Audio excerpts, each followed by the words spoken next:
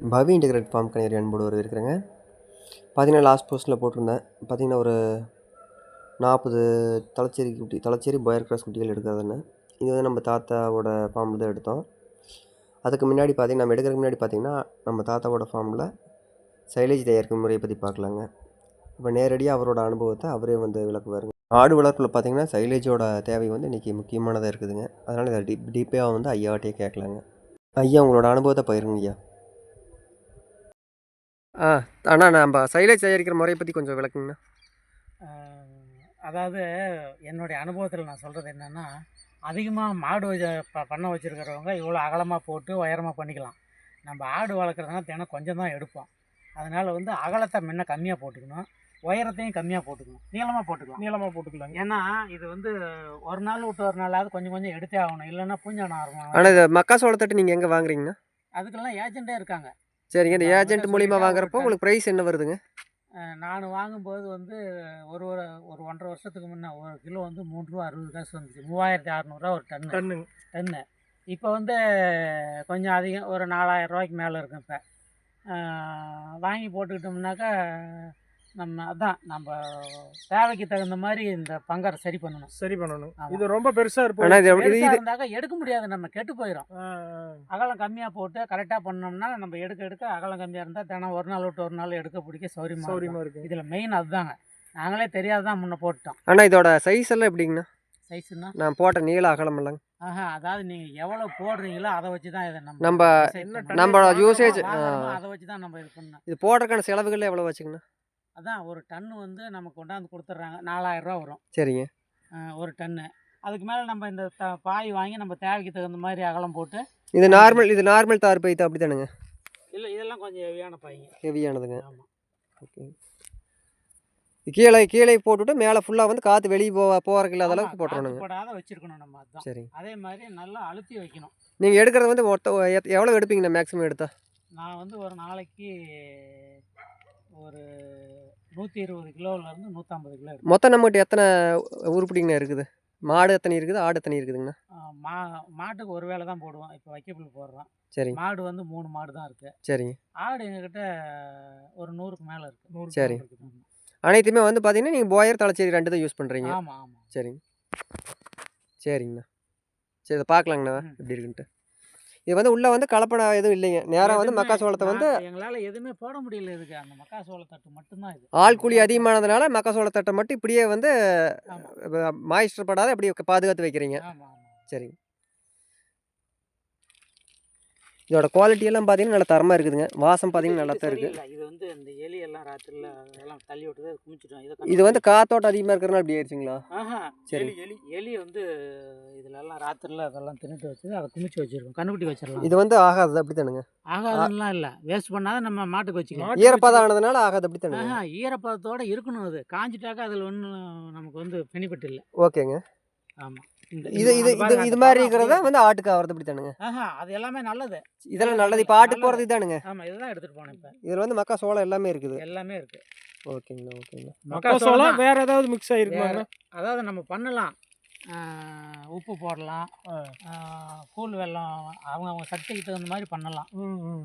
ஆனால் ஆடுகள் போட்டு போட்டால் நல்லா சாப்பிடுங்க. நல்லா இருக்கும். மிளகாய் அடிச்சுக்கிட்டு நல்லா சாப்பிடுங்க. இப்போ தீவனம் நம்ம எதுக்கு வாங்குறோம்? அந்த இனிப்பு கோசம். ஆமாம், அதுக்கோசம் மாட்டு தீனி அதுதானுங்க. நம்மளே அதை பண்ணி விட்டோம்னா நல்லா இருக்கும். ஆடுகளுக்கு வந்து வேற என்னங்கண்ணா போடுறீங்க?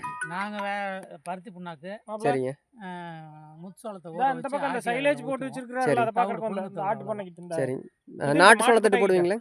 இல்லையா, போடலாம், நல்லா இருக்கும். சரிங்க. இல்லையா அது? சரிங்கண்ணா, ரொம்ப நன்றிங்கண்ணா. ஏன்னா இன்னைக்கு ஓட்டிடலாம்ல தோட்டத்தில். இது பார்த்தீங்கன்னா நம்ம ஐயா வந்து 260 டன் ஒரே நாளில் கொள்முதல் பண்ணீங்க. இது கிடையாது, இது வந்து ஒரு வாரம் ஆச்சு எங்களுக்கு கொண்டாந்து கொண்டு. இந்த 200 வந்து டெய்லி கொண்டாந்து போடணும்ல. டெய்லி கொஞ்சம் கொஞ்சமாக வந்து 260 வந்து 260 டன்னை வந்து சேர்த்திருக்கிறீங்க. லாரி டிப்பர் 5 டன் கூட வரும். அதனால வந்து ஒரு நாளைக்கு ஒரு லடம் 2 லடம் வருங்களா? 4-5 கூட வரும். 4-5. ஆனால் அந்த அளவுக்கு சோளம் விளையுது என்னங்க? அதெல்லாம் நிறையா இருக்குது. சரிங்க. எங்களுக்கு வந்து ராசிபுரத்தில் தான் அதிகம் வந்து. இதோட அமைப்புன்னு பார்த்துக்கிட்டிங்கன்னா இந்த இப்போ லெஃப்ட் சைடு ஒரு கரையும் ரைட் சைடு ஒரு கரை, 3 சைடு வந்து கரை போட்டுக்கிட்டாங்க. நடுவாண்ட வந்து வயலில் வந்து படுதா போட்டுவிட்டுங்க. அது நலையாத அளவு காற்று வெளியே போகாத அளவுக்கு மூடி வச்சு மூடி வச்சுக்கிறாங்க. மூடி வச்சு அது மக்காச்சோளம் கொண்டாந்தது வந்து பார்த்திங்கன்னா அப்படியே நல்லா அமுத்தி நல்லா ப்ரெஷர் கொடுத்துருக்குறாங்க. ப்ரெஷர் கொடுத்து போட்டு வச்சதை வந்து டெய்லியும் வந்து இது எடுத்து பார்த்திங்கன்னா 1.5 வருஷம் ஆச்சுங்களாம்மா. 1.5 வருஷமாக எந்த விதமான இது வரலைங்க. நல்லா வாசமெல்லாம் பார்த்திங்கன்னா நல்லா இருக்குது, தெளிவாக இருக்குதுங்க. பாருங்கள் வாசமெல்லாம் தெளிவாக இருக்குது, எது குறை சொல்கிற அளவுக்குலாம் இல்லை. இதில் பார்த்திங்கன்னா மக்காச்சோளமும் நல்லா கலந்துருக்குதுங்க. அதனால் ஆட்டுக்கு தேவையான ப்ரோட்டீன் எல்லாமே கிடைக்குதுங்க. அடுத்ததாக பார்த்திங்கன்னா நம்ம எடை போட வந்தாங்க.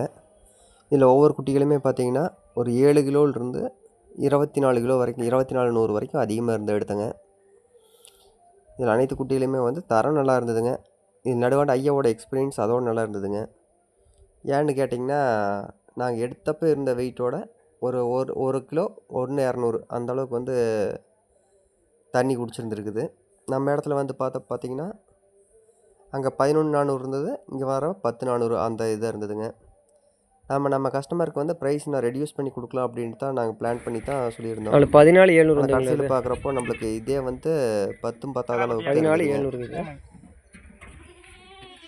இது 2300 24,100 24,100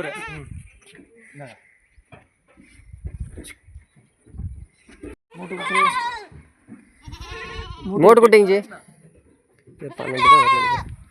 11,700 11,200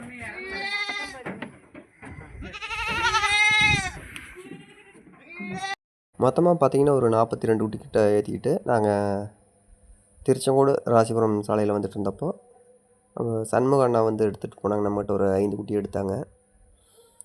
எடுத்தது வந்து பார்த்திங்கன்னா அவங்க கார் மூலிமா அவங்க ஃபார்முக்கு கொண்டு போனாங்க. போகிறப்ப வந்து டீட்டெயில் ஃபுல்லாக சொன்னாங்க. இது பிபிஆர் வேக்சின் போட்டு ஒரு 15 நாள் ஆச்சுங்க.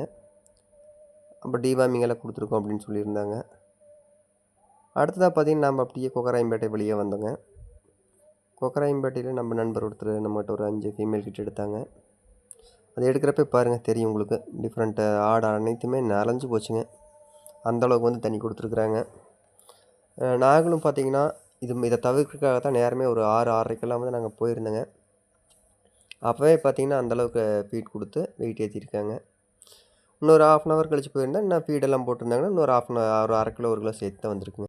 நம்ம ஃபார்மோட மெயின் கான்செப்ட் என்னென்னு கேட்டிங்கன்னா, முடிந்த அளவு நல்ல நெட்டோட்டமான குட்டிகள் எடுத்து நம்ம நண்பர்களுக்கு வந்து சேல் பண்ணுறது தான் மெயின் நோக்குங்க. அது குறைந்த விலையில். வெளியிலலாம் பார்த்திங்கன்னா 550 600 சேல்ஸ் பண்ணிகிட்ருக்காங்க. நாங்கள் பார்த்திங்கன்னா 450 470 அந்த ரேஞ்சில் தான் மேக்ஸிமம் சேல் பண்ணுறோம். இதோட நம்மளுக்கு குறைவாக கிடச்சின்னா தாராளமாக பண்ணலாங்க. இதே வந்து நாங்கள் ஒரு 420 430 ரேஞ்சில் தான் சேல் பண்ணலான்ட்டு இருந்தோம். இதில் பார்த்திங்கன்னா அந்த 200 கிராம் 300 கிராம் அதெல்லாம் எதுவும் ஐயா கழிக்கல. அதோடு பார்த்திங்கன்னா இதில் 1 கிலோ அளவுக்கு நம்மளுக்கு ஷார்ட்டேஜ் ஆனதுனால இந்த டைம் கொஞ்சம் ப்ரைஸ் அதிகமாக தான் போச்சுங்க.